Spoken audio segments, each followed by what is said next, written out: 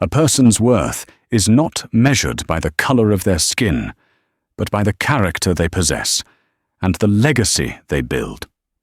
But what happens when the very legacy you poured your soul into refuses to even recognize you?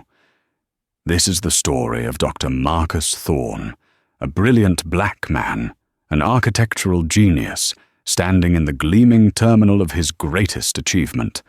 He was on his way to secure a project that would change a city's skyline, but a power-tripping gate agent and a prejudiced supervisor saw him as nothing more than a threat.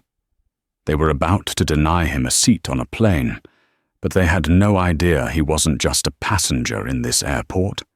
He was its creator. What they did next would spark a firestorm, and the secret he was forced to reveal would not just get him on his flight, it would bring a billion-dollar airline to its knees. Stay tuned to hear how one man's quiet dignity in the face of ugly discrimination led to a reckoning that no one saw coming. The air in Westwood International Airport's Terminal C hummed with a familiar, organized chaos. It was a symphony Dr. Marcus Thorne knew intimately, the rhythmic clicking of rolling suitcases on polished terrazzo floors, the distant muffled roar of jet engines, the soft, multilingual murmur of thousands of stories converging and diverging. For most, it was just noise. For Marcus, it was the sound of his own heart beating in steel and glass. At 58, Marcus carried an air of quiet authority. His salt and pepper hair was impeccably trimmed, his bespoke charcoal suit hung perfectly on his tall, athletic frame, and his leather briefcase, worn by years of travel, contained schematics that would become the future monuments of other cities. He was flying Aerovista Airlines, Flight AV-1122 to Chicago, a routine trip for a man whose work spanned continents. This meeting in Chicago was particularly important. It was the final presentation for the Lakefront Spire, a project that would be the crowning achievement of his already legendary career. He looked around the terminal, a faint, proud smile touching his lips. He remembered this space when it was nothing but dirt and blueprints. He remembered arguing with the city council about the precise angle of the 400-foot cantilevered sky roof, designed to maximize natural light and minimize energy consumption. He recalled the countless sleepless nights spent perfecting the flow of human traffic, ensuring that the millions of passengers who walked these halls would feel a sense of ease and wonder, not stress. Every support beam, every pane of glass, every intuitive sign was a testament to his vision. Westwood International wasn't just a building to him, it was a living, breathing part of his soul. Reaching gate C-27, he found the boarding area swarmed. The flight was overbooked, a common occurrence, and the tension was palpable. He took his place in the priority boarding line, his first-class ticket, a simple necessity for working during the flight, not a symbol of status. The gate agent, a woman in her late 30s with a tight blonde bun and a name tag that read Karen Miller, was barking instructions with the strained patience of someone who had long since lost the battle for her own peace of mind. Her voice cut through the din, sharp and impatient. "Have your boarding passes and IDs out and ready. I don't have time to wait for you to dig through your bags," she snapped into the microphone. Marcus watched her for a moment. He saw the flicker of stress in her eyes, the rigid set of her jaw. He'd designed airports to be calming, but he couldn't engineer away the pressures of the human element. He felt a pang of sympathy, a feeling that would soon evaporate. When his turn came, he approached the counter and placed his passport and phone, displaying his digital boarding pass, on the scanner. He offered a polite, professional smile. "Good morning." Karen Miller didn't look up. She snatched the passport, her eyes darting between the photo and his face with an unnerving intensity. She scanned the boarding pass. A beep. Then another, more aggressive beep. She frowned, tapping furiously at her screen. "There's a problem," she said, her tone flat, accusatory. "Oh?" Marcus replied, his voice calm. "I checked in online this morning. Is there an issue with the system?" "The system is fine," she retorted, finally looking at him. Her eyes, cold and blue, raked over him, from his expensive suit to his polished leather shoes. It wasn't a glance of assessment, but of suspicion. "Your ticket has been flagged for a secondary security screening verification. You'll need to step aside." Marcus felt a familiar, weary tightening in his chest. The random check. It was a tune he had heard too many times. "I understand," he said, maintaining his composure. "I have TSA pre-check and global entry. A flag would be highly unusual. Could you please double-check?" "I don't need to double-check," she said, her voice rising slightly, attracting the attention of others in line. "I need you to step over there." She pointed to a sterile spot of wall away from the counter. "And wait, we'll get to you when we can."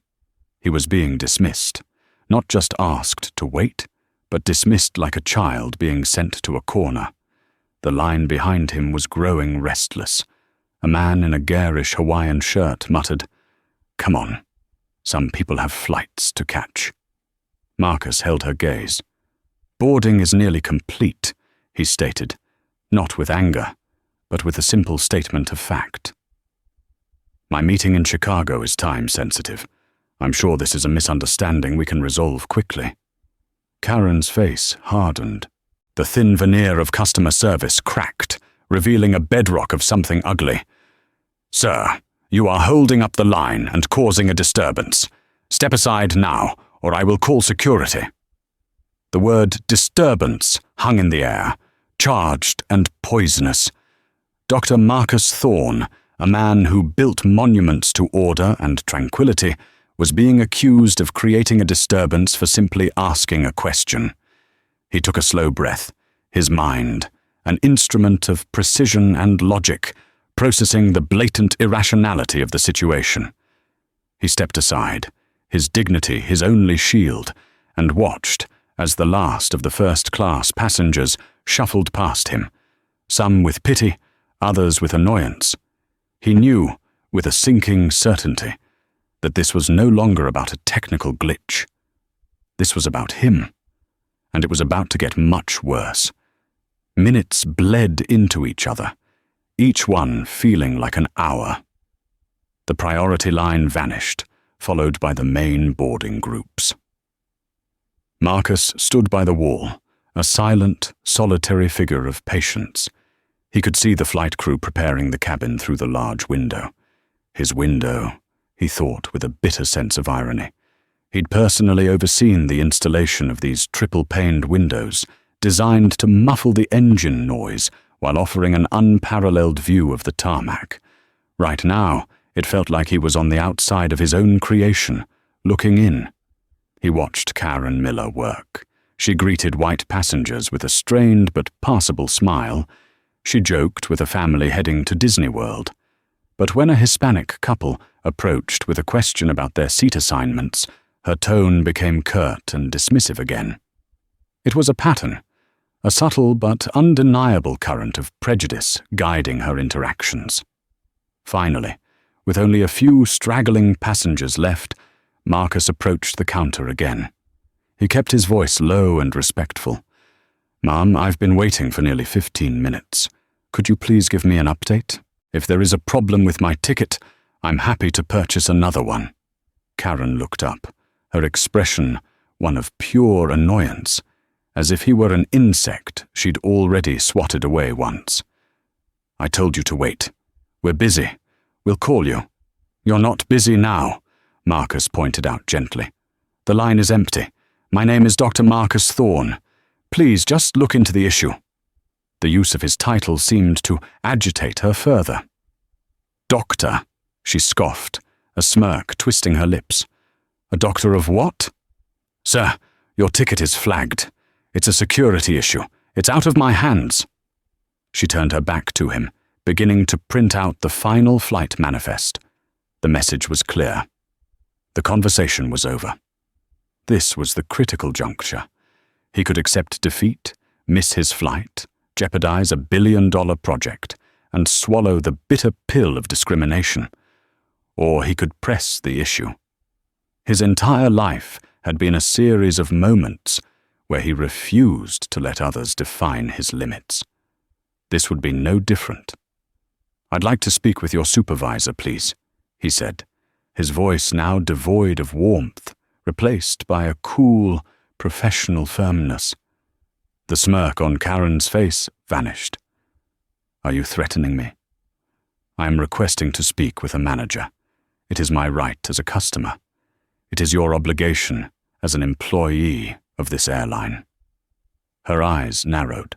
With a dramatic sigh, she picked up the internal phone. "Richard, I have a problematic passenger at C-27. Yes, insistent, causing a scene." Marcus stood his ground, his heart pounding, not with fear, but with a cold, righteous anger. Causing a scene was the classic code, the phrase used to paint the victim as the aggressor. He saw a young woman a few feet away, her phone held up discreetly, a tiny red light indicating she was recording. He gave her a subtle, almost imperceptible nod. A few minutes later, a man in a slightly better-fitting, but equally soulless, corporate suit arrived. He was Richard Peterson, the station supervisor. He had a practiced, disarming smile that didn't reach his eyes. He listened intently to Karen's whispered, one-sided account of the events, her hands gesturing wildly toward Marcus. Richard then turned to Marcus, his smile fixed in place. "Sir, I'm Richard Peterson. I understand there's some confusion." "There's no confusion," Marcus replied, his voice level. "There is a lack of information. Your agent has told me my ticket is flagged for a security concern, but has refused to provide any details or attempt to resolve it. She has been unprofessional and dismissive. I would like to know why I am being prevented from boarding my flight." Richard's smile tightened. He glanced at Marcus's suit, his briefcase, a quick, dismissive appraisal. "Well, sir, these random security flags do happen. It's for the safety of all our passengers." "I have traveled globally for 30 years, Marcus said. "I have the highest levels of security clearance a civilian can obtain. I am not a threat. This feels less like a random check and more like a targeted delay. Now, are you going to help me, or are you going to stand here and recite company policy?" The directness of the question seemed to throw Richard off his script. The corporate smile faltered. He glanced at Karen, who gave him a look of vindication. He had to back his employee. "Sir, your tone is becoming aggressive," Richard said, puffing out his chest slightly. It was a classic de-escalation tactic, meant to do the opposite, to provoke a reaction that would justify their actions. "We have a protocol for these situations. At this point, we will not be able to clear you in time. The gate is closing." As if on cue, Karen made a grand show of picking up the microphone. "Final boarding call for Aerovista flight AV7222 to Chicago." A new voice cut in, loud and obnoxious. "Just get him out of here. Some of us want to go home." It came from a man in his late 20s, wearing a pastel polo shirt and boat shoes, who had been lingering nearby. "If he can't follow the rules, he shouldn't be allowed to fly."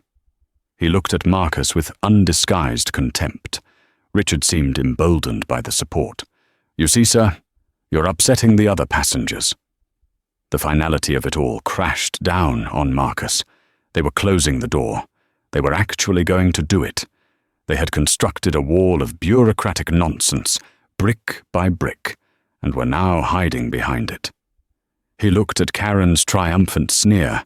He looked at Richard's smug, authoritative mask. He looked at the closing jet bridge door. This wasn't just about a missed flight anymore. It was about the casual, systemic cruelty of it all. The presumption of guilt, the dismissal of his dignity, all of it happening inside the very walls he had raised from the ground. The irony was so profound, so crushingly heavy, it almost stole his breath. Almost. He had remained calm. He had been logical. He had been polite. But they had mistaken his dignity for weakness. They had mistaken his patience for submission. It was time to correct their mistake. The click of the jet bridge door latching was a sound of finality. It was a period on a sentence of injustice. Karen Miller turned away from the console, a look of profound satisfaction on her face. Richard Peterson crossed his arms, assuming a posture of unimpeachable authority. The ordeal, in their minds, was over. They had won. "Now, sir," Richard began, his voice dripping with condescension. "If you'll come with me, we can discuss rebooking you on a later flight. Perhaps once we've had time to sort out your situation." He gestured vaguely, as if Marcus's very existence were a messy file to be dealt with later. But Marcus didn't move.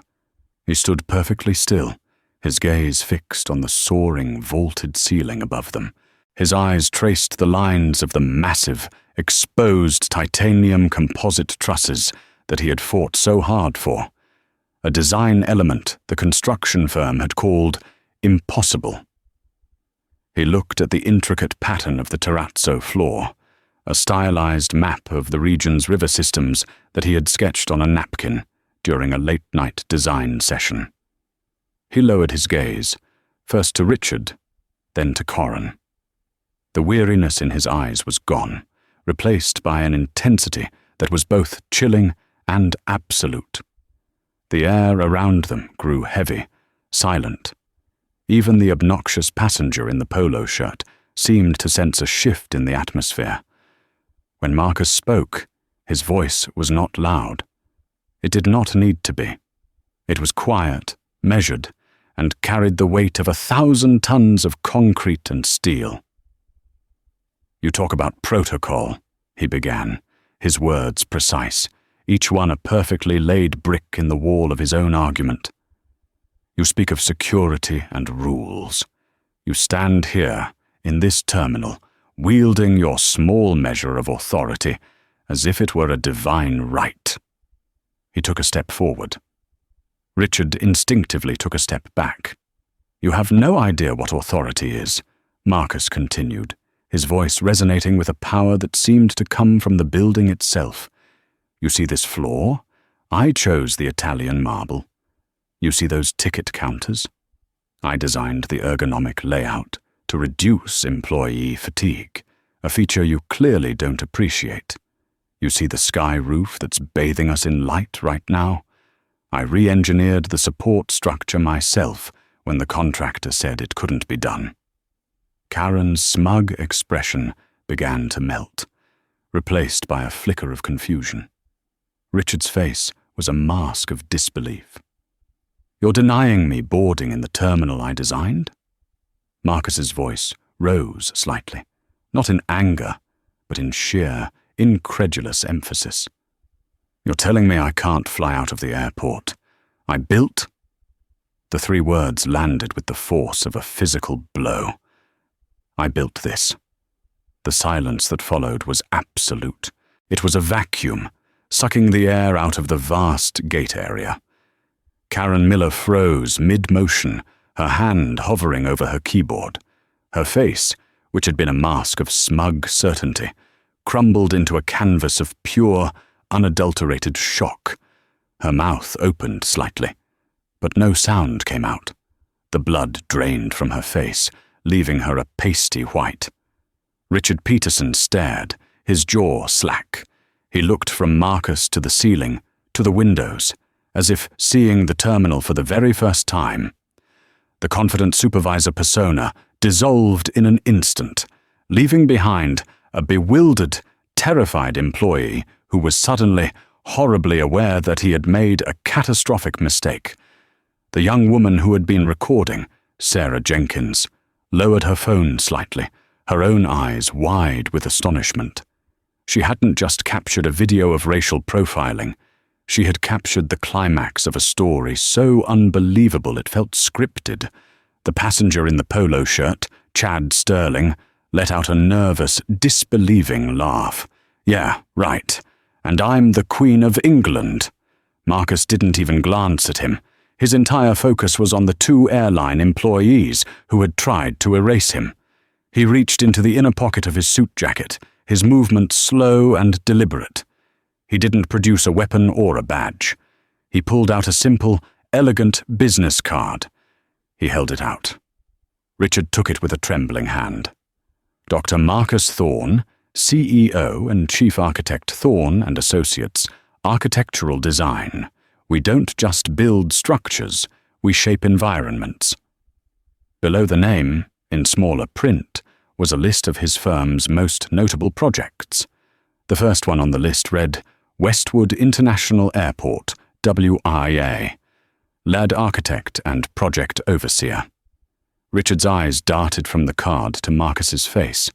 The nameplate on the terminal's dedication plaque, a massive bronze slab he walked past every single day by the main entrance, flashed in his mind. An architectural marvel, envisioned and realized by Dr. Marcus Thorne.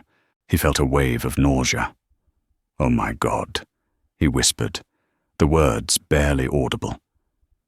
Karen, seeing the look on her supervisor's face, stumbled back a step, bumping into the counter. The reality of the situation was crashing down on her like a delayed flight announcement board. This wasn't just some random passenger she could bully. This man wasn't just in the building. He was the building. Marcus's calm had returned, but it was a different kind of calm now. It was the calm of a king who had just checkmated a pawn. "So," he said, his voice as smooth and cool as the marble beneath their feet, "I believe you were about to reopen that jet bridge for me. And then you and I are going to have a very serious conversation with your corporate headquarters, or would you still prefer to call security?" The ensuing moments were a blur of frantic, clumsy backpedaling. Richard Peterson, now pale and sweating, fumbled with his radio, his voice cracking as he ordered the jet bridge to be reopened. "AV-722, hold at the gate. I repeat, hold at the gate. Medical... No, wait. A passenger manifest error. Just hold." Karen Miller stood frozen, looking at Marcus with a mixture of terror and disbelief. The power dynamic had not just shifted, it had been utterly annihilated. She was no longer a gatekeeper. She was a trespasser in his house. The jet bridge operator, confused but obedient, re-extended the walkway, the heavy machinery groaning in protest. The cabin door, which had been sealed, was unlatched by a bewildered flight attendant who peeked out, wondering what could possibly be happening. "Dr. Thorne, sir," Richard stammered, holding the business card like it was a holy relic. I am so sorry. There has been a terrible, terrible misunderstanding. Please allow me to escort you onto the plane." Marcus didn't move. He simply looked at him, his expression unreadable. "A misunderstanding? No, Mr. Peterson. What happened here was quite clear. You and your agent made a judgment based on my appearance. You abused your authority. You tried to humiliate me. The only misunderstanding was on your part. You misunderstood who I am." The young woman, Sarah Jenkins, had her phone up again, capturing every word of Richard's pathetic apology and Marcus's powerful rebuke. The video was already uploading, the title instinctively typed out, "Aerovista Agent Blocks Black Man from Flight." Turns out he built the airport. It was a title destined to go viral. Chad Sterling, the obnoxious passenger, now looked horrified. He tried to melt back into the small crowd of onlookers that had gathered, his face flushed with embarrassment. His casual cruelty was now preserved for the world to see. Marcus finally turned his attention to Karen. She flinched as if he had raised a hand. "And you," he said, his voice soft but cutting. You wield your name tag like a shield and your uniform like a weapon. People like you are the friction in the gears of progress. You create chaos in a place I designed for order. Tears welled in Karen's eyes, not of remorse, but of fear for her job. I was just following procedure, she whimpered. No, Marcus corrected her calmly. You were inventing procedure. Now, both of you will stay right here. I have a phone call to make. He turned his back on them, a gesture of ultimate dismissal. He walked a few paces away and pulled out his phone. He didn't call a lawyer. He didn't call his office. He scrolled to a name in his contacts and pressed the call button. James? Marcus Thorne, he said into the phone. I'm well, thank you. Listen, I'm at Westwood, gate C27. Yes, in the terminal. It's holding up beautifully, by the way. Unfortunately, I'm having a bit of an issue with the staff from Aero Vista Airlines. Yes, the CEO. James Harrison. I know him. We sat on the infrastructure planning board together. But I think this call should come from you. As the chairman of the Westwood Airport Authority, I imagine you'd be interested to know that your lead architect is being barred from travel by one of your primary tenants. Richard and Karen overheard every word. Their faces went from pale to ashen. He wasn't just calling their boss. He was calling their boss's boss's boss. He was calling the man who could get Aero Vista's gate leases revoked with a single email. The conversation was brief. Marcus listened for a moment, then said, Thank you, James.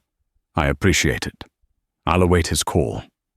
He hung up and turned back to the gate. He finally walked toward the open jet bridge, his briefcase in hand. As he passed Richard, he paused. You can expect a call from James Harrison, the CEO of your airline, within the next 5 minutes. I suggest you answer it. He stepped onto the plane without a backward glance. The flight attendant at the door, who had heard snippets of the commotion, looked at him with awe. Welcome aboard, sir, she said with genuine respect. As he settled into his first-class seat, 2A, the very one he'd been assigned all along, his phone buzzed. It was an unknown number, but he knew who it was. He answered. This is Marcus Thorne. Dr. Thorne, a panicked voice on the other end said. This is James Harrison, CEO of Aero Vista. I just received a call from Chairman Goodall. Sir, I cannot begin to express how profoundly sorry I am. Whatever has happened, I assure you, it is not representative of our company's values. Marcus listened, his face impassive, as the most powerful man in the airline stumbled over his apologies. The plane's engines began to whine, preparing for departure. The karma had started to spin up, just as powerful and undeniable as the turbines on the wings of the aircraft. The immediate aftermath was over, but the true fallout, for Karen, for Richard, and for Aero Vista Airlines, had only just begun. Before flight AV722 had even reached its cruising altitude of 35,000 feet, the video Sarah Jenkins had posted was exploding. It didn't just go viral, it went supernova. The title was irresistible, the content was infuriating, and the climax was breathtakingly cathartic. Initially posted to Twitter, it was shared thousands of times within the first hour. It was picked up by major news aggregators, celebrity activists, and civil rights groups. The hashtags Built by Thorne, Aero Vista Shame, and Der Gategate started trending globally. The video was a perfect storm. The shaky, candid footage gave it an undeniable authenticity. Karen Miller's condescending smirks and Richard Peterson's smug dismissal were now on display for millions. But the star of the show was Dr. Marcus Thorne.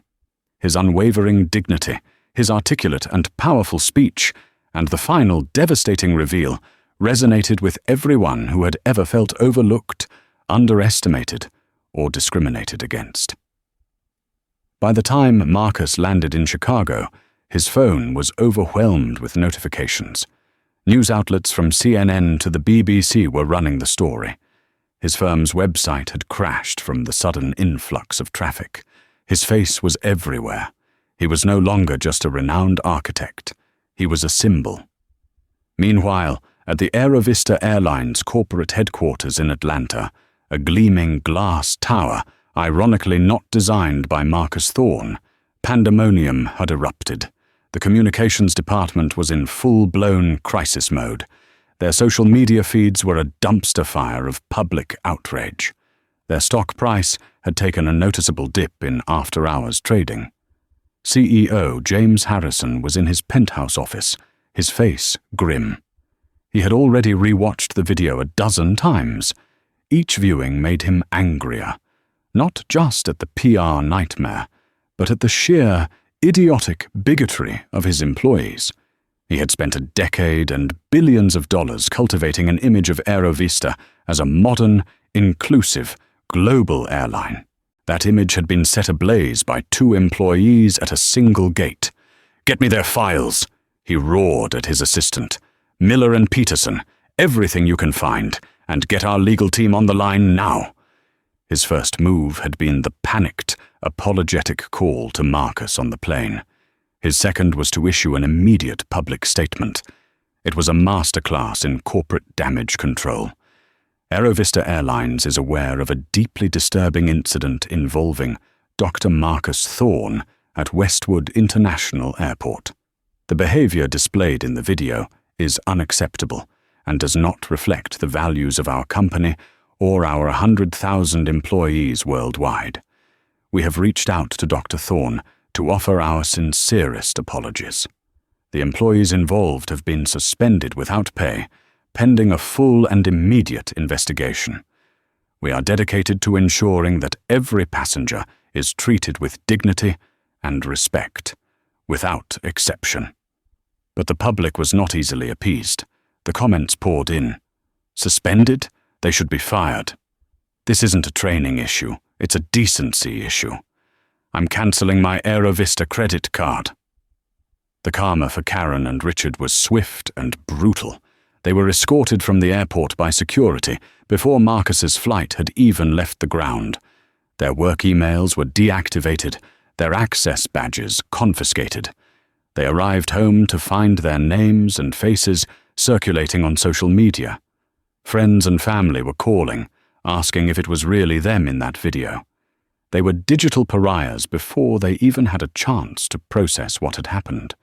The consequences also rippled out to the third antagonist. Eagle-eyed internet sleuths had identified Chad Sterling, the passenger in the polo shirt who had heckled Marcus. It turned out he was a junior vice president at a major financial firm in Boston. By mid-afternoon, his employer's social media was being flooded with messages demanding action. His casual cruelty, intended for an audience of 1, now had an audience of millions.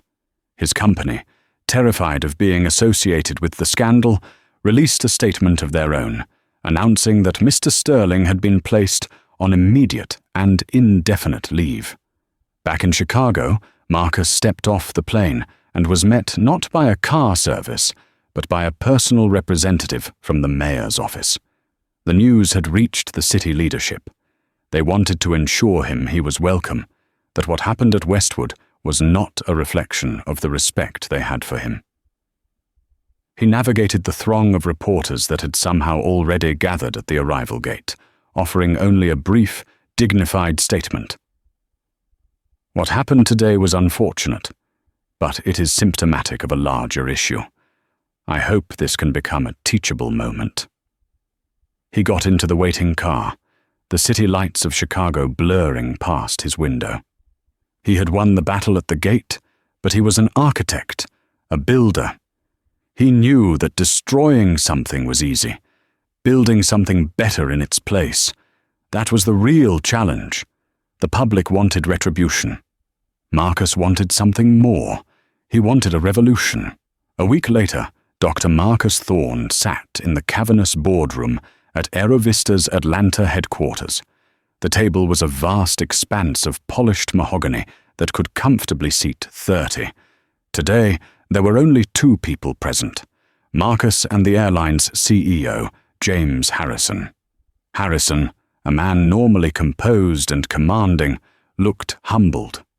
The past week had been the worst of his professional life. The stock had dropped over 8%, representing a loss of nearly $1 billion in market capitalization. Major corporate accounts were threatening to pull their business. The brand was toxic. "Dr. Thorne," Harrison began, his voice heavy with sincerity. "Once again, I want to express my deepest apologies for what you endured, for the failure of my company. We have, of course, terminated the employment of Karen Miller and Richard Peterson. Their actions are inexcusable." Marcus nodded slowly. "Firing them was the easy part, James. It's a temporary fix for a systemic problem. You cut out 2 cancerous cells, but you haven't done anything to treat the disease." "I agree," Harrison said, leaning forward. "That's why I've asked you here. We're prepared to make a significant donation to a charity of your choice. A scholarship fund, perhaps. We need to show that we're serious about making amends." This was the moment Marcus had been waiting for. This was where the story could end with a simple, transactional apology, or where it could truly begin. "Charity is a fine gesture," Marcus said, his voice even. "But it's like putting a new coat of paint on a building with a rotten foundation. The problem within your company isn't a lack of money, it's a lack of empathy, a lack of perspective. Your employees, from the gate agents to the pilots, operate in a bubble. They see a passenger, and their training and their biases fill in the rest. You need to break that bubble." "What do you propose?" Harrison asked, genuinely listening. "You need to rebuild your culture from the ground up," Marcus said, his eyes lighting up with the same passion he had when describing a new skyscraper. "And just like with any structure, it starts with a new blueprint. I'm not interested in your money, James. I'm interested in your commitment." He slid a folder across the polished table. Harrison opened it. It wasn't a lawsuit. It was a proposal. "It's called the Thorne Initiative," Marcus explained. "My firm, Thorne & Associates, will partner with AeroVista, not as a plaintiff, but as a consultant. We will help you design and implement a new mandatory training program for every single employee, from the baggage handlers to the board of directors." Harrison looked stunned. You want to work with us?" "I want to fix this," Marcus corrected. "This won't be another one of your corporate DEI box-ticking exercises with online modules and hypothetical scenarios. This will be real. We will bring in sociologists, psychologists, and civil rights leaders. We will create immersive, real-world simulations. We will focus on unconscious bias, de-escalation, and cultural competency, taught not by corporate trainers, but by people with lived experience of discrimination." He leaned back in his chair. "Your airline connects the world, James. It's time your employees understood the world they're connecting. You will fund this initiative, fully and without reservation. You will give us complete oversight, and it will become the new gold standard for the entire travel industry. You won't just be recovering from a PR disaster. You will become a leader in corporate responsibility." Harrison was speechless. It was a brilliant, audacious move. Thorne wasn't seeking revenge. He was demanding progress. He was turning his personal humiliation into a tool for systemic change, and he was offering AeroVista a way to not just apologize, but to evolve. It would be expensive. It would be difficult, but it was also the only real path forward. "Yes," Harrison said after a long silence, a sense of genuine hope in his voice. "Yes, we'll do it. Whatever it takes." Meanwhile, the hard karma continued its journey. Karen Miller found herself unemployable in the airline industry. Her name was now synonymous with the incident.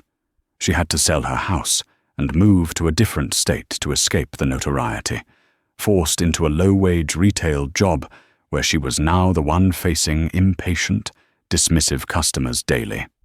Richard Peterson's career was similarly destroyed. He tried to sue for wrongful termination, but the mountain of evidence, including the viral video, made his case a laughingstock. He ended up losing his home to legal fees. Chad Sterling was fired from his financial firm. The company's board decided his lack of judgment, as they put it, made him a liability. He became a cautionary tale among his peers about the permanent, public consequences of a few seconds of entitled arrogance. Their lives weren't just disrupted, they were fundamentally and permanently altered by the choices they made that morning at Gate C-27. They had tried to block one man's path, and in doing so had derailed their own futures completely. 1 year later, the air inside the main training auditorium at Aerovista's sprawling Global Leadership Campus in Atlanta was thick with a tense, focused energy. This wasn't the typical corporate training session of stale coffee and PowerPoint slides. The room was a state-of-the-art empathy lab, with theater-style seating facing a meticulously recreated replica of a gate area, complete with ticket counter, boarding scanner, and a jet bridge door. Dr. Marcus Thorne stood silently at the back of the darkened room, an unannounced observer. He watched as Dr. Anya Sharma, the brilliant young sociologist he had personally recruited to lead the initiative, guided a group of new and veteran employees through a simulation. "All right, everyone, let's reset the scenario," Dr. Sharma said, her voice calm but commanding. "Brenda, you're the gate agent. Flight is overbooked, your system is lagging, and you're behind schedule. You're stressed. Joseph, you're the passenger. You're a first-class ticket holder, a frequent flyer. But the system has flagged your boarding pass for an unknown reason. Go."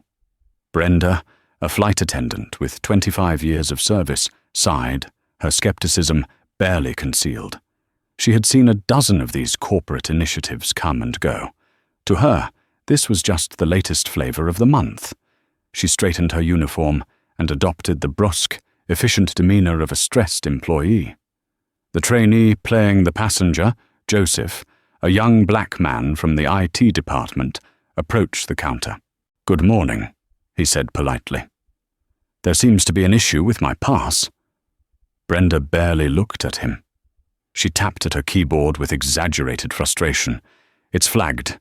You'll need to step aside," she said, her tone clipped and dismissive. It was a chillingly accurate echo of Karen Miller's performance. "Can you tell me why it's flagged?" Joseph asked, his voice steady. "I fly this route every week." "I don't have time for this," Brenda snapped. "The safety of the aircraft is my priority." I said, "Step aside." "Stop," Dr. Sharma said, gently. The lights in the auditorium came up slightly.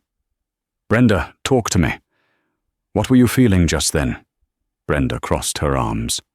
"I was feeling stressed," she said defensively. "I was following the protocol we were taught for years. Identify a potential problem, isolate it, and process the compliant passengers to maintain the on-time departure metric. The goal is to get the plane out." "And Joseph, what were you feeling?" Dr. Sharma asked. "Dismissed," Joseph said immediately. "Invisible. Like I was a problem, not a person. My loyalty to the airline meant nothing.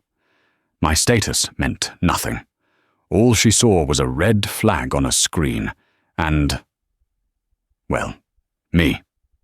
Dr. Sharma nodded, letting his words hang in the air. "Brenda," she said, turning back to the veteran, "the Thorne Initiative isn't about throwing out protocol. It's about inserting a single, critical step before you act. Curiosity. Your training told you to isolate the problem. We are teaching you to engage the person. Let's try it again. This time, when you see the flag, I want you to take one breath, make eye contact, and ask one open-ended question. That's all." Brenda looked doubtful, but she nodded. They reset the scene. Joseph approached again. Brenda's fingers hovered over the keyboard, her jaw tight. She saw the red flag pop up on her screen. She took a visible breath, a small but significant act of defiance against her own ingrained habits. She looked up and met Joseph's eyes. "Good morning, sir," she said, her voice softer this time. "It looks like our system has thrown up an alert on your ticket. I know how frustrating that can be. Would you mind if we take a quick look at it together to see if we can sort it out?" The shift was instantaneous and profound. Joseph's defensive posture relaxed. "Of course," he said. "Thank you. I appreciate that." In the back of the room, Marcus felt a swell of pride. This was it. This was the blueprint in action. It wasn't about grand gestures, it was about the 1,000 small human interactions that defined a company's soul. He had designed a system to create moments of connection, not conflict. After the session, James Harrison found Marcus by the coffee station. The CEO looked older than he had a year ago, but the perpetual panic in his eyes had been replaced by a quiet, weary confidence. "It's really something to see, isn't it?" Harrison said, handing Marcus a cup of coffee. "That woman, Brenda, she was one of our most vocal critics, wrote a letter to the union saying this was sensitivity nonsense that would delay flights. Now she's one of Dr. Sharma's peer leaders." "Change is a difficult process," Marcus replied, sipping his coffee. "You have to excavate the old foundation before you can pour the new one. I trust the numbers are reflecting the effort." "Reflecting it?" Harrison gave a short, incredulous laugh. "Marcus, they're screaming it. Formal passenger complaints are down 60%. 60. Employee turnover has hit a record low. Our corporate travel bookings are up 20%, specifically citing our commitment to the initiative. We even had a story go viral last month. One of our agents used her de-escalation training to help a family with a severely autistic child who was having a meltdown during boarding. Instead of calling security, she delayed the flight by 10 minutes, got them settled, and the entire cabin applauded her. A year ago, she would have been fired for that delay. Now she's our employee of the month." He shook his head in amazement. "We fought you on some of this, I'll admit. The cost, the logistics, the pushback from the board who just wanted to write a check and make the problem go away. They didn't understand. This isn't an expense. It's the single best investment this company has ever made." "It was never about punishing your company, James," Marcus said, his gaze distant. "It was about challenging it to live up to the image it sells. You can't have a slogan about connecting the world if your own people are putting up walls." Later that afternoon, Marcus found himself walking through the familiar, sun-drenched halls of Westwood International Airport. He was on his way to London for a keynote address on sustainable urban design. Every step was a memory.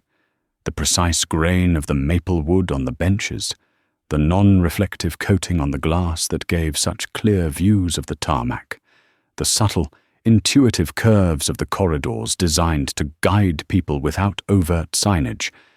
It was all his. As he approached the C concourse, his heart began to beat a little faster. He could feel a faint, phantom echo of the humiliation and anger he had felt in this very spot. He was heading, by a strange coincidence of scheduling, to gate C27. The ghost of the memory was waiting for him. He saw the gate ahead, and the man standing behind the counter was young, bright-eyed, and Hispanic. His name tag read, Carlos. Marcus watched him for a moment. He saw him interact with an elderly woman who was confused about her seat, leaning in, speaking clearly and kindly, his patience a stark contrast to Karen Miller's brittle impatience.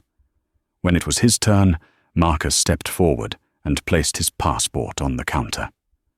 Carlos looked at it, and then his eyes shot up to meet Marcus's. A wave of recognition, respect, and awe washed over his face. "Dr. Thorne," he said, his voice cracking slightly with emotion, It is an absolute honor, sir." Marcus smiled. "Just Marcus is fine, son. You run a very orderly gate." "That's because you designed an orderly terminal, sir," Carlos replied, his enthusiasm infectious. "But it's more than that. We studied your incident. It's the core of our training. We call it the Thorne Protocol. It's about seeing the person, not the ticket." He leaned in slightly, his voice dropping to a more personal tone. "Can I tell you something, sir? Last week, a woman came through here, flying for the first time since her husband passed away. She was anxious, crying, and her ticket wouldn't scan. The old me, the pre-initiative me, would have seen her as a problem holding up my line. But I thought about what happened to you. I took a breath. I asked her what was wrong. I got her a bottle of water, walked her through the fix, and assured her she wouldn't miss her flight. She wrote a letter to the company about it." He beamed with pride. "That was because of you." As Marcus was about to reply, a woman standing nearby with her teenage son stepped forward hesitantly. "Excuse me," she said. "I'm so sorry to interrupt. But you are Dr. Thorne, aren't you? I saw your story on the news last year." Marcus nodded politely. "I am." The woman's eyes filled with tears. She placed a hand on her son's shoulder. "I just wanted to thank you," she said, her voice thick with emotion. "My son, David, is starting college across the country. As a black mother, the thought of him traveling alone terrified me. But we specifically chose this airline because of what you did. You didn't just get on a plane, Dr. Thorne. You made the skies a little safer, a little kinder for boys like my son. You gave a mother some peace of mind. And for that, I will be forever grateful." David, the son, looked at Marcus with a shy but deeply appreciative smile. "Thank you, sir." Stunned, Marcus could only nod, a lump forming in his throat. He shook the young man's hand. "Be well in your studies," he managed to say. He boarded the plane, the encounter replaying in his mind. He settled into his seat, 2A, the same as before, and looked out the window at the magnificent terminal, his terminal. For so long, he had believed his legacy was written in these soaring lines of steel and glass, a physical monument to his vision. He now understood he had been wrong. A building, no matter how grand, was just a vessel. It was inert. Its true value, its soul, came from the people within it. A year ago, the soul of this place had been tainted by prejudice and fear. Today, it was filled with grace, empathy, and connection, all because he had been forced to stop building structures and start building understanding. His greatest design wasn't Westwood International Airport. It was the Thorne Initiative. It was the change in a veteran flight attendant's heart. It was the confidence in a young gate agent's actions. It was the peace of mind of a mother sending her son out into the world. Concrete crumbles, glass shatters, and steel rusts. But a culture of respect, once built on a solid foundation, could endure forever. It was a living, breathing legacy, and it was still under construction. And as the plane finally pushed back from Gate C-27, Dr. Marcus Thorne, the master architect, smiled. The work was good. Dr. Marcus Thorne's story is a powerful reminder that the strongest structures we can build are not made of steel, but of character. He faced down ugly prejudice not with rage, but with the unshakable truth of his own accomplishments. But he didn't stop there.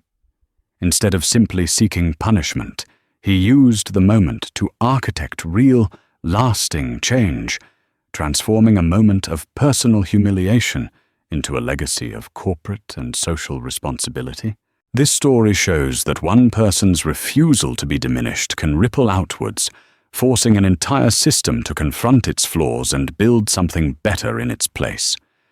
If this story of justice, dignity, and constructive karma resonated with you, please help us share it by hitting that like button.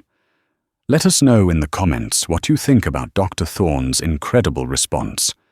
And to ensure you don't miss more true life stories of accountability and inspiration, make sure to subscribe to our channel and ring that notification bell. Thank you for listening.